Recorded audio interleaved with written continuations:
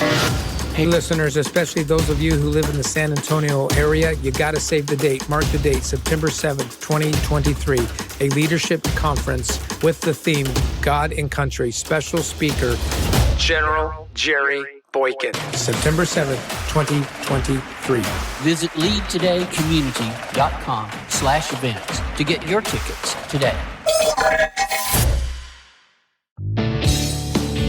Welcome to the Today Counts show. Today does count because it impacts, it influences your tomorrow and the day after that and the day after that.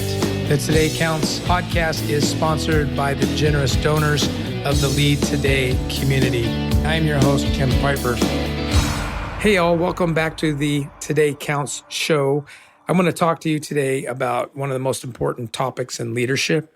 I want to talk to you today about one of the most important things in life, and that has to do with your kids, has to do with raising kids who win, raising kids of faith, raising strong kids, raising kids that you can be proud of, raising kids that will take care of you. And if you think this is an easy thing, oh my goodness, you are in for a shock. So, what are my qualifications for this? Well, first of all, man, have I made mistakes. Man, have I done some good things. I am 63 years of age at the time that I'm recording this podcast. We raised 2 kids. We lost one child in a late, devastating miscarriage. That was our first child. Our second was a boy. Who today is married. He'll be 38 years old here real soon. He is married to a wonderful woman. They have 4 children. He is a extremely successful individual. He is growing every day as a father, as a man. His wife is a superhero.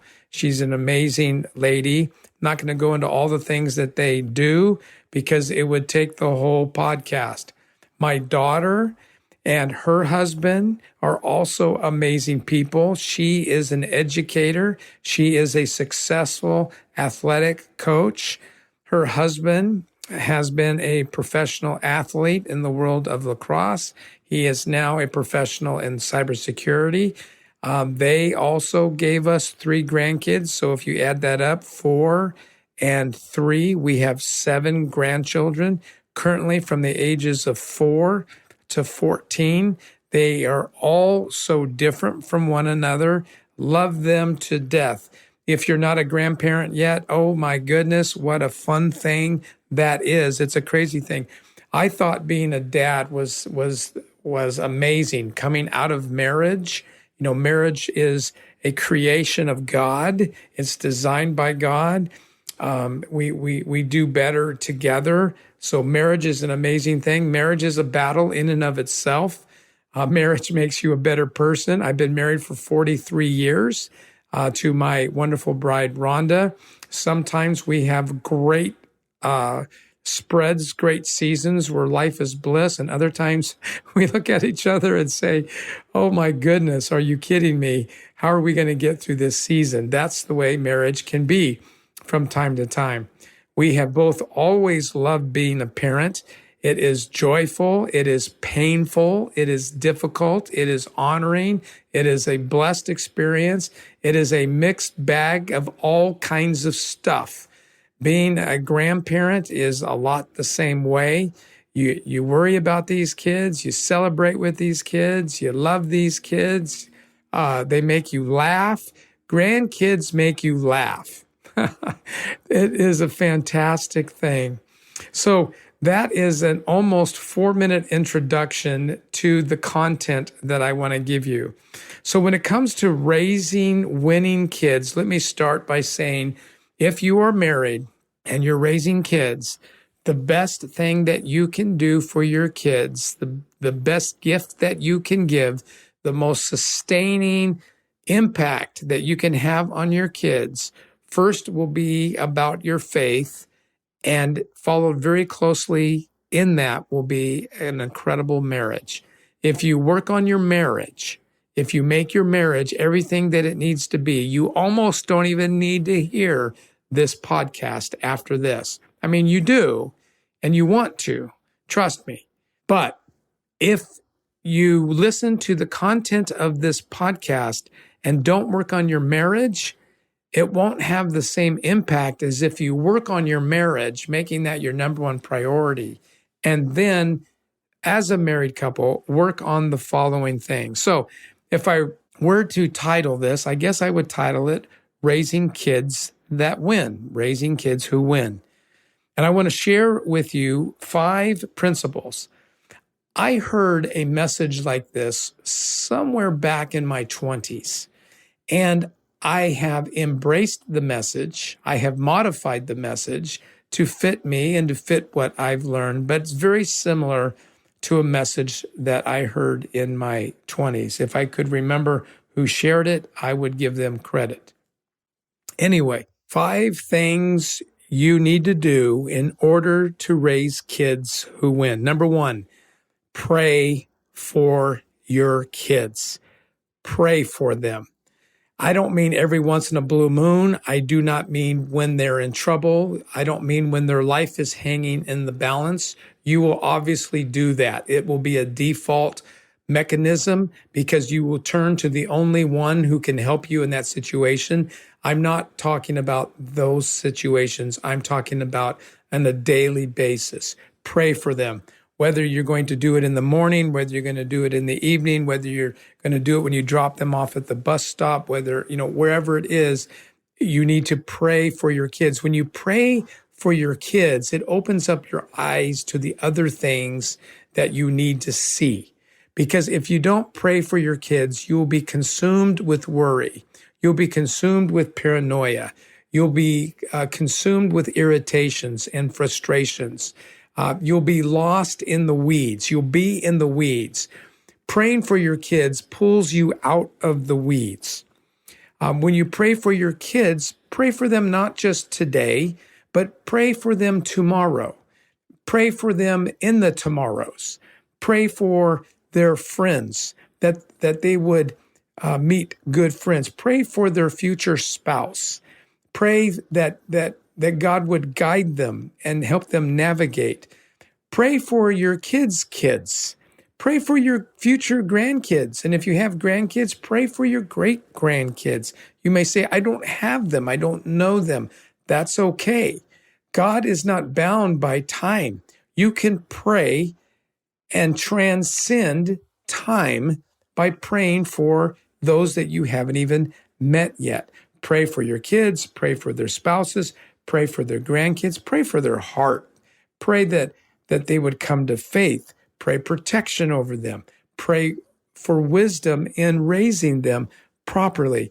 Spend time praying for their wounds, their boo-boos, but also pray that God would give them strength. Pray that they'd become great men and women of faith. Pray for them. Pray for them to be difference makers.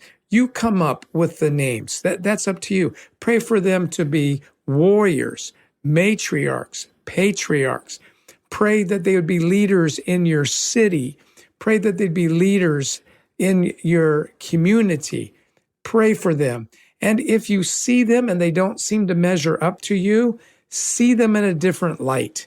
See them as they can be and pray for those things. The first thing that you can do for your kids is to pray for them unceasingly every day in those categories and more.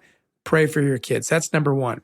Number 2, and these will all start with the letter P to help you remember. I hope that you'll scratch these notes out in your notes on your smartphone or in your journal.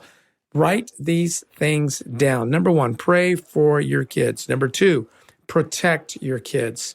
Protect your kids. I occasionally meet parents who delegate the raising of their children to the world, to the neighborhood, to the school systems, to the churches. That blows my mind. Some of them say to me, Well, we want them to make their own decisions. Of course you do, but you want them to make informed decisions. Are you telling me that you're willing to delegate your influence on your kid's life to other people? Are you so busy in your own life? Now, come on, that you would delegate that you would give that away? There is no one more influential in the lives of your kids than you, especially when they're little, especially when they're small. And yes, there will be people who will begin to pull at your influence as they get older, as they become teenagers, as they become young adults. But this is the time, if they're younger, to cement in them, if there's anyone who loves them, if there's anybody who cares for them, if there's anybody who has planted seeds in them, it's you. And you will not give that up. You will protect them from what? Well, you protect them from the media, dear God. And the media in their lifetime may be different than yours, but now it's not just what they watch on television. Television itself is becoming a word of the past. On social media, on YouTube, on the apps that you have, on your monitor at home. Protect them from that. Don't turn your head away from that. There is an agenda out there to capture them for money's sake, for influence sake. What you think might be cute is the breadcrumbs that lead them to disaster. When they are young, now granted, there are different stages of protection that you need to employ, but when they are young, man, we are talking shelter, shelter, shelter, shelter, shelter. Shelter those kids. Don't expose them to the world.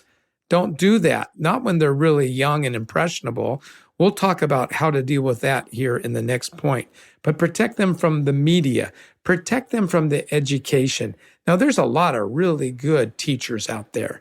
Teachers like my daughter who care about these kids, who care about worldviews, who care about things, common sense, logical kind of people. But if you don't think that there is a system to indoctrinate your children, oh my word, how naive that is. Protect them from the spirit of education that does not line up with your values. You are in charge of bringing values into the soul, into the heart, into the mind of your small children. Protect them from the media, protect them from the educational system that does not line up with your family values. And, whether you have school of choice or not, make it your business to have school of choice.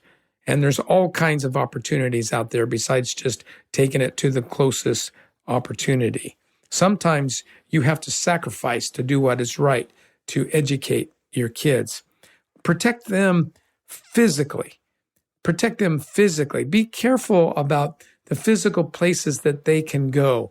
What kind of safeguards in there that they would not be left alone with somebody that you don't know, that you can't trust, or maybe you think you can trust, but can you? I know I'm talking a little bit of paranoia here, but when it comes to protecting those little ones, the Bible says that we need to protect those who cannot protect themselves, speak for those who cannot speak for themselves. What's a little 5-year-old going to do in certain situations? Nothing.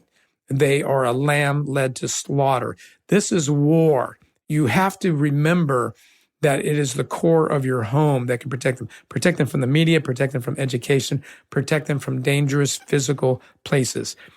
Teach them stranger danger. Teach them about looking both ways before they cross the street. This world hates the word judgment. I'm telling you to love the word judgment. Teach the kids how to make decisions with a sound mind, sound judgments.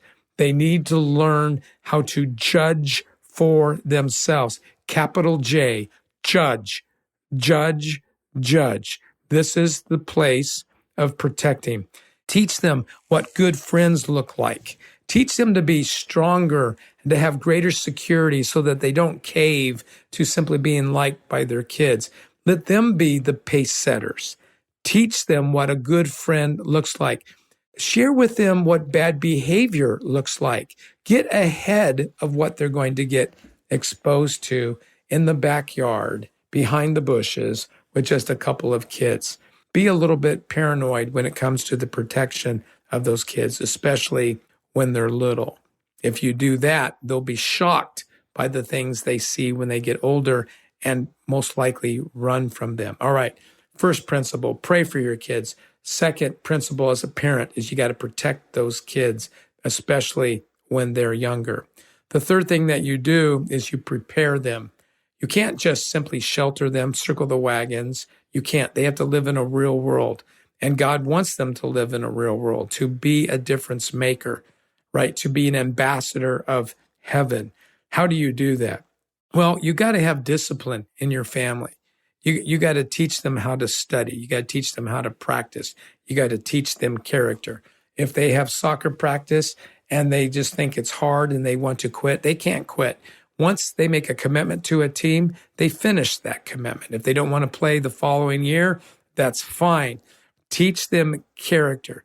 If they have chores to do, give them chores. If they don't have chores to do, dear God, give them a job to do in their house. Teach them how to make their bed. They need to do that. Give them chores. If you are wealthy individuals and you pay for just about everything to be done at your house, if it's a house cleaner, if it's mowing the lawn, can you please teach your children how to work with their hands? Give them some chores around the house. Find a way to teach them. You might say, well, I'm trying to teach them how to be a millionaire. If you want to teach them how to be a millionaire, teach them, first of all, how to do manual labor, to be responsible. So build disciplines in your house. Teach them how to think, how to be logical. I had a humbling experience happen to me by accident. When my son was a grown man, he came to me and said, Dad, you never taught me how to change a tire. I was paralyzed. How in the world could I have raised a son and not teach him how to change a tire? Yes, it is true that the service industry has changed radically from when I was a kid. From when I was a kid, you had to learn how to change your own tire. You had to learn how to change your own oil. You learned how to change your own spark plug. If you were middle class, you didn't drive your car to be taken care of like one goes and gets a massage. Like today, we have tire stores where you can go by and get the air filled. You can get your tire fixed. You can get all those things done. Bam, bam, bam. Not so much in the old days. In the old days, I can't believe I'm calling myself in that way. Teach them discipline by giving them things to do. Teach them how to think. Teach them that what they reap, they sow. Don't always bail them out when they get in trouble. Sometimes kids can even be accused wrongly, but you know what? That's going to happen in life too. Teach them how to deal with those things. Teach them how to change tires, how to wash dishes. Teach them how to put on a tie. I'm just trying to think of the different things that you can do to prepare them. But teach them how to make good choices, and that when they make a bad choice, you can't bail them out every time. Let them suffer the consequences of bad decisions. Those can be a deterrent to making more poor choices in the future. If you bail them out of poor choices, all you're teaching them is that somebody will be there to bail them out. Prepare them with faith. Taking your kids to church is a good step, but if that's all you're doing to teach them faith, it won't be good enough. The church is meant to be a supplement to how you are raising kids in the faith. What do you read together as a family? What do you talk about together as a family? How do you pray together as a family? How do you talk about faith as a family? How do you do that? Do you do that? That's a very important thing to do. When we were raising our kids, we came up with a family mission statement and values that were all from a biblical worldview. And we would talk about them, those particular things, the mission statement, what was our mission as a family, what are our core values, and we would sit down at least monthly and we would pull that down from the wall because we framed it. We worked on it together. We went up and had pizza in the mountains and we talked about what's important to us as a family. What does a good family look like? What does a Christian family look like? And we talked about it. And even though the kids were clueless as to what we were trying to do, they were able to collaborate. They were able to contribute. and they did very well at that. So I would wordsmith things and I would say, is this what we mean? And I would wait for people to agree. And then we came up with a nice, clean document and we put it on the wall and we framed it. I still think we have that today in one of our storage areas because the kids are all now grown and hopefully doing a similar thing in their homes. So we do want to prepare our kids. We can't just protect them. We also have to prepare them. So 3 things so far: pray for your kids, protect your kids, prepare your kids for the future. Do not delegate these things to the world. Do not delegate these things. I'm telling you, don't do it. You own it. There are institutions and organizations that can supplement what you're doing, but you certainly don't delegate it to them. The 4th thing that you want to do in raising kids who win is you want to praise your kids appropriately. You don't praise them for everything. You don't praise them for things that they should be doing. You don't praise them for that. You require that. You expect that. But when they accomplish a big goal, when they go above and beyond, when they do what they're supposed to do and then some, that's what you praise them for. It's important to praise them when they overachieve. And here's why. If you become overbearing, if the report card is never good enough, if you've never really realized that, there's going to be some subjects that they excel in and some that they don't, that's going to be a problem. If your kids feel like it's never good enough, and then what they're going to feel from you is rejection. And I want to share this with you because this is really important. Rejection leads to rebellion. People who are rejected rebel. It's a defense mechanism. And when it goes beyond becoming a defense mechanism, it becomes a habit. And when it becomes a habit, it sows a seed in their soul, and they simply become rebellious. I just spoke to a grown man today that has been so wounded by his father and his mother that he has rejected the idea that he has an earthly father and an earthly mother. That's the depth of the despair. And I won't even tell you more what this gentleman got himself into that was dark and scary. Praise is very important. You don't throw praise around like you do with these participation trophies that are done today in so many athletic arenas. I don't think we should be giving out awards for people doing what they should be doing. I think that lowers the bar. It creates a sense of entitlement. It's a weak thing to do. And it's spread through our nation now where it's almost like a disease. It's expected that if I just show up, I get a trophy. Well, that's not how life works. You know that's not how life works. But I do think that we need to find areas that our kids need praise in. So, for example, you can give praise in losing. When someone tries something and skins their knee, but they get back up and try again, that is worth praise. When kids try something and it's hard and they quit, you don't want to teach quitting. You want to teach perseverance. You want to teach persistence. You want to praise the character attributes. When you see your kids help another kid, you want to praise that. You want to praise the things that make society better. You don't want to praise kids for making their bed. They need to make their bed. That's what they need to do. That is a requirement. That's how you prepare them. But you need to praise them when they go that extra mile and get something done. Praise them for that. Praise them for the things that they're not good at, that they work at. That's what you need to do. Praise them for the things that build their character. Build their character. All right, so we've said 4 things so far, and I'm going to end with one more. Pray for them, protect them, prepare them, praise them, and then the 5th thing is participate. Participate in their life. That means play with them. Get down at their level. Enjoy things with them. If they earn that ice cream cone, get yourself an ice cream cone and sit on the bench and lick that ice cream cone and laugh and giggle. Play word games, together. Play table games together. My kids do a really great job at that with their kids. It's fun watching them do it. Partner with them on projects. Get involved in community projects, mission projects. Find an elderly couple to serve. Find a cause to serve. Include them in it. If you're going to walk a 5K or run a 5K for charity, Get them involved in that. Participate together. Try to attend some of the things that they do. Maybe not all of them, but some of them. So be their support, be their partner, and play with them. All right, let's summarize together. If you're married, the best thing that you can do for your kids is to have a great marriage. And sometimes you know how tough that is. Fight through it, get through it. Make a good marriage the priority of your family.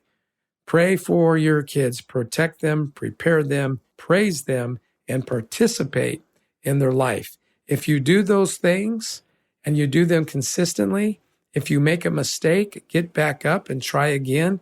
Parenting isn't a perfect thing, but if you focus on those 5 things, pray, protect, prepare, praise, participate, I believe with incredible certainty, you'll be raising kids who win.